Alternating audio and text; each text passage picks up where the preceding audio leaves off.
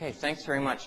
I come, I guess, as a representative of the users rather than of the makers of imaging technologies.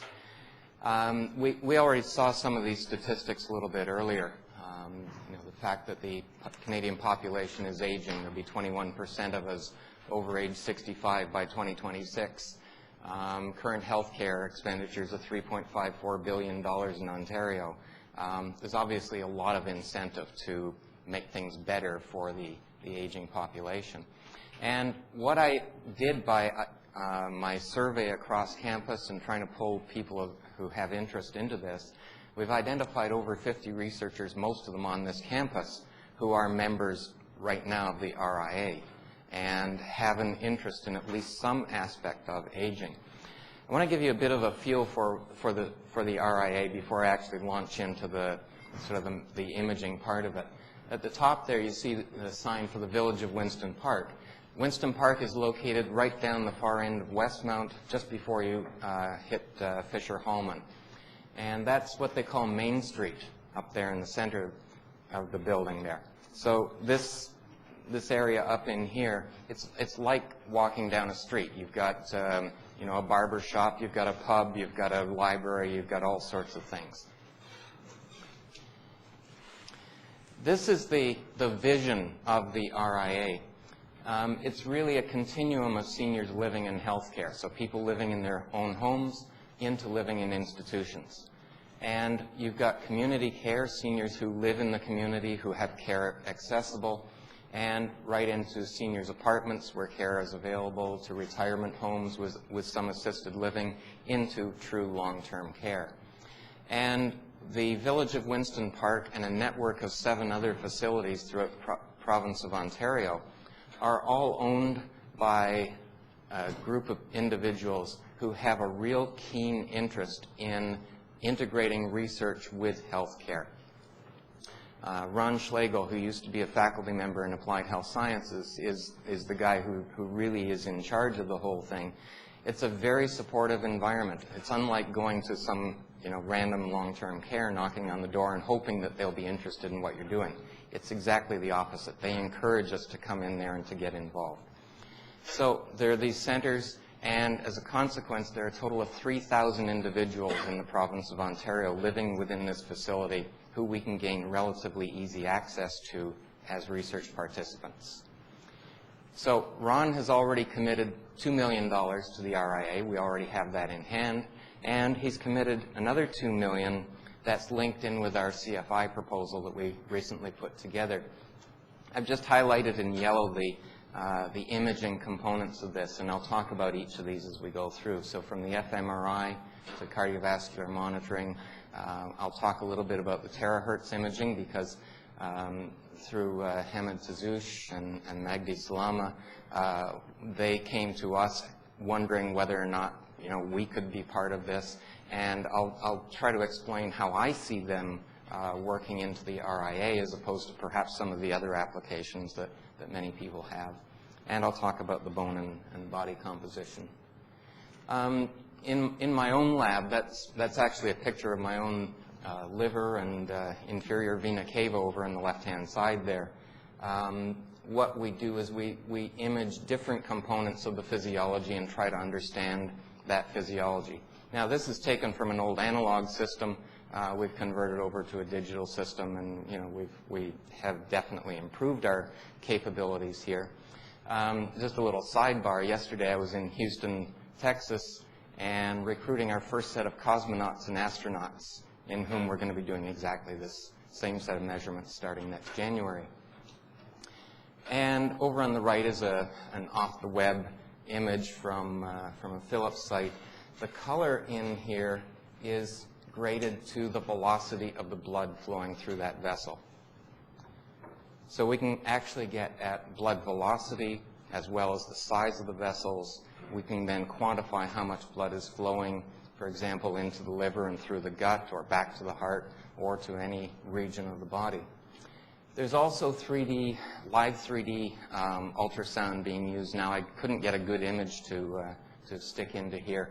But one of my colleagues in France has been a major developer as a medical physicist working with Philips and other companies in terms of the applications of this technology.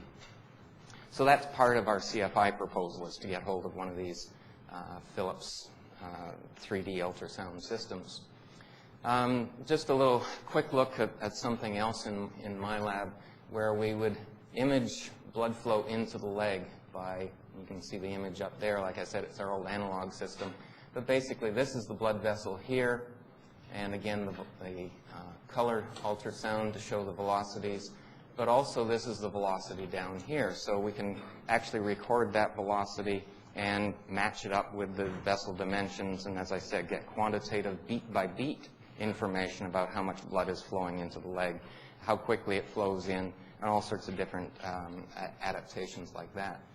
Now, we've been working actually with a colleague at Western Ontario and developed a digital acquisition system for edge detection, because it's really important for a lot of our applications to be able to understand where the edges are, how big that vessel is, quantify the dimensions of the vessel and a vessel wall, and so on. Okay, another application, near-infrared spectroscopy. Over on the right-hand side here, what you see up at the very top, finger tapping. So all they're doing is getting someone to tap their finger for a period of time and relax. Tap their finger and relax. And what happens in the brain, this is a near-infrared spectroscopy stuck on the brain looking at the motor cortex. So it's actually going through the skull and able to image underneath the oxygenation levels in that tissue. So you're actually able to quantify how much blood is coming into that region of the cortex and whether or not it's oxygenated or deoxygenated blood. So you can actually do that. That's what this panel in the middle here is. And functional magnetic resonance imaging, which probably more of you know about, is showing also a change in the blood flow into those regions. Now, the interesting thing is, in this study, they happened to look as well at what was happening in older and younger subjects. So over on the left-hand side here, you can see that there are, in fact, differences. So the young subjects have this big change in the oxygenated hemoglobin during the finger tapping. The older folks have a much smaller change. So we have an ability then, through a really non-invasive tool, to go at what's happening to brain blood flow and make those quantifications. Now, the Fmri, that's really a really major interest to a large number of our researchers. We, in fact, have 5 Canada research chairs, either on this campus or at RIA, who are using Fmri as a technique, at least as part of their research programs. And through the actions of James Dankert, Mike Dixon down in psychology, Myra Fernandez, working with Dwight Stewart, who's a local neurologist over at Grand River Hospital, they've arranged, as part of our CFI proposal, that if we're successful, we're going to access the 1.5T Philips system, which currently exists at Grand River Hospital, put in a functional capability to it, and therefore be able to do functional magnetic resonance imaging. They've committed as much as a half day in the week to go after that information. Okay? Some data that Myra Fernandez might expand on this afternoon is shown over here.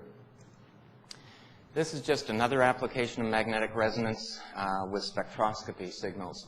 Over on the left is our major energy supply molecule in the body, ATP.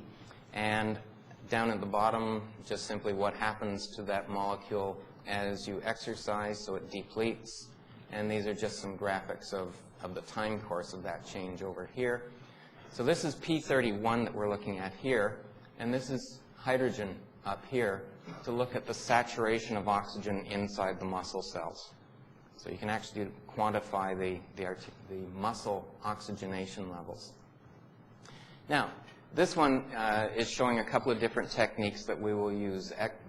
DEXA for scanning the body density and bone mineral density, and also PQCT, peripheral computed tomography.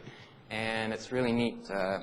Laura Giangregorio just told me a couple seconds ago she just got her CFI proposal, so we now in fact have one of these coming on campus, one of these units over here. One of the things that she and others want to do with that is get to this point of doing 3D reconstructions of bone tissue. Okay, so that's what this is out of this device, which is part of our CFI proposal, the Extreme CT. Now, if we're successful with this and if the terahertz comes in, one of the ways we want to direct it is toward applications to the older folks. Now, this figure down here shows that Zantac and the aporanitidine are supposedly the same molecules, but they're not the same molecules. So there are differences between generic drugs and other drugs. So anyway, that's sort of where we're at with this at the moment, and you know, like I said, we're the applications folks. So we have time for one or two short questions, and second. Can you sort of imaging fluorescence in the body, like in animal's body? If I have a compound packed with the luminescence, and can you see through and get the whole body imaging, see where the compound is going in the body, in the blood?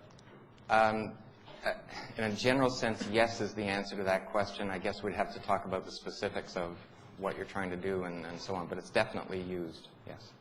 In your big advances in, say, sports medicine stuff, have you thought about what led to those advances? Was it the imaging, was it the speed, was it the treatment?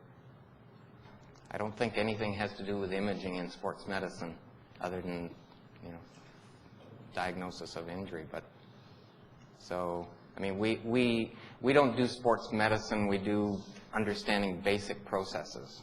So we understand the basic processes a lot better.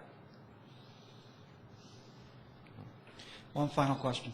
How many of these imaging resources are suitable for animal imaging? Experimental models of disease. Yeah, probably most of them could be applied to animal imaging. You know, from the QCT to the ultrasound. I mean, you can use those techniques on animals. You know, as the resolution. Are we set up to deal with animals? To some extent, yes. I mean, we do have animal research in our department. Are we using those techniques right now? No, we're not. With the one exception, Stu McGill, who looks at the spine, has been doing a lot of X-ray technology, and I suspect that he's going to be very keen to get into the computed tomography and start looking at structure in more detail. Richard, thank you very much.